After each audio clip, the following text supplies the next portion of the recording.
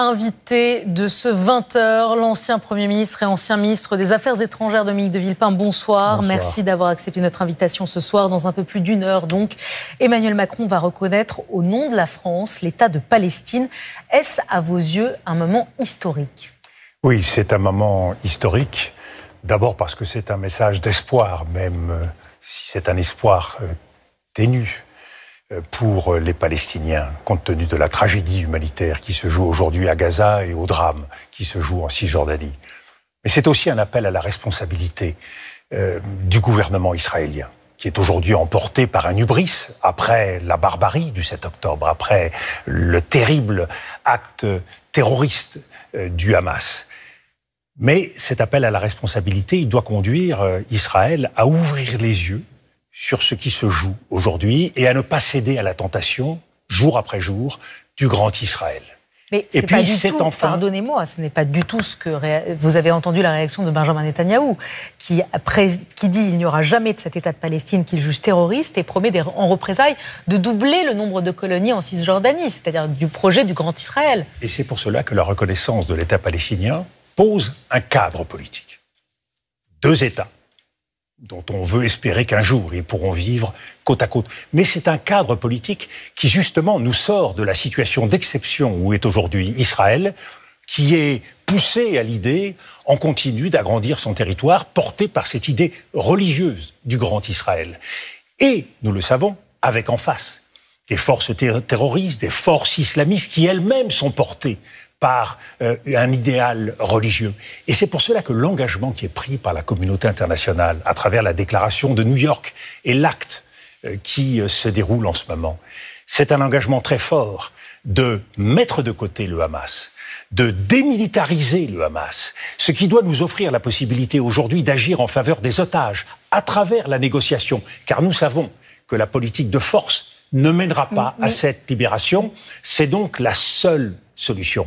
La question, est-ce que les otages sont aujourd'hui la primauté, la première préoccupation du gouvernement israélien ? Je crains que la première préoccupation soit celle de cette grande ambition politique, de ce rêve d'un grand Israël. Eh bien, la communauté internationale, elle est là pour rappeler Benjamin Netanyahou à ses devoirs, à sa responsabilité, à un moment où un génocide se déroule à Gaza. Vous employez le mot de génocide qui n'a pas été, pour l'instant, qualifié par la justice internationale. Il a parlé de risque plausible de génocide. Dans la Convention de 1948, il est prévu que c'est une nécessité de prévention et de répression. Oui, mais c'est-à-dire que tous les États sont obligés de prendre des mesures conservatoires pour empêcher ce risque génocidaire de se produire.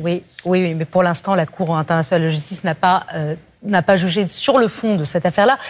Les mots ont un sens, mais au-delà de Benjamin Netanyahou, que répondez-vous ? Les mots ont un sens. Quand la France a parlé de génocide au moment où se déroulait le génocide rwandais, elle n'a pas attendu qu'il y ait un verdict, ni des juristes, ni des historiens. C'est un devoir de tout État de la communauté internationale. Dominique de Villepin, qu'est-ce que vous répondez à ceux, en dehors de Benjamin Netanyahou, qui disent que reconnaître l'État de Palestine aujourd'hui, c'est une récompense justement pour le Hamas, alors qu'il reste une vingtaine d'otages vivants aux mains du Hamas à Gaza et une vingtaine de corps qui n'ont pas été rendus. Qu'est-ce que vous répondez à ça ? C'est un travestissement de la réalité. Nous savons tous 2 choses. La première, c'est que le Hamas veut la destruction de l'État d'Israël. Le Hamas n'a jamais voulu la reconnaissance d'un État palestinien. La deuxième chose, c'est que le gouvernement Netanyahou, depuis plus de 10 ans, a tout fait pour renverser le Hamas.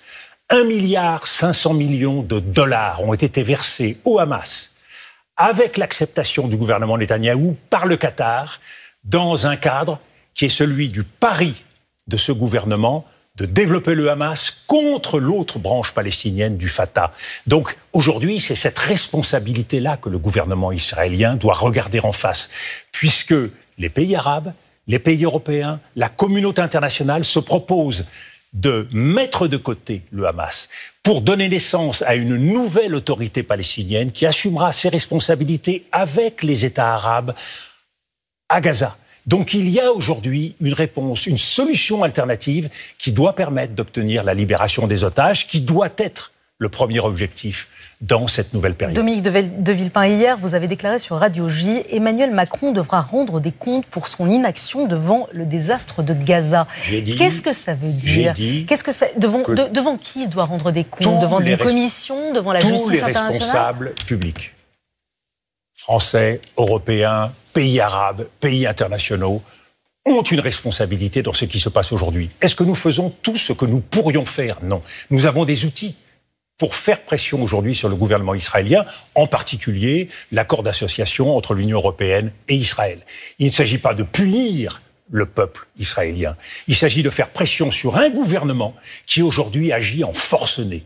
Dans ce contexte-là, nous avons une responsabilité historique, une responsabilité devant les peuples et devant l'histoire.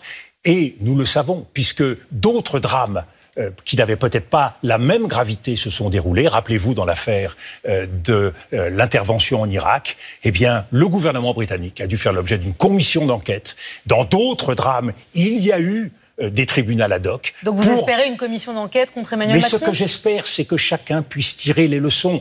Et avant même d'attendre que la catastrophe soit portée jusqu'au bout. Aujourd'hui, il y a un plan poursuivi par le gouvernement de Benjamin Netanyahou. Ce plan, c'est à la fois la déportation de 2 millions de Gazaouis en dehors du territoire, et c'est une politique qui visera à annexer ce territoire, comme d'ailleurs la Cisjordanie. Ce plan du Grand Israël, nous ne pouvons pas le cautionner. Ce plan du Grand Israël, aujourd'hui, il se fait au détriment de la vie des otages.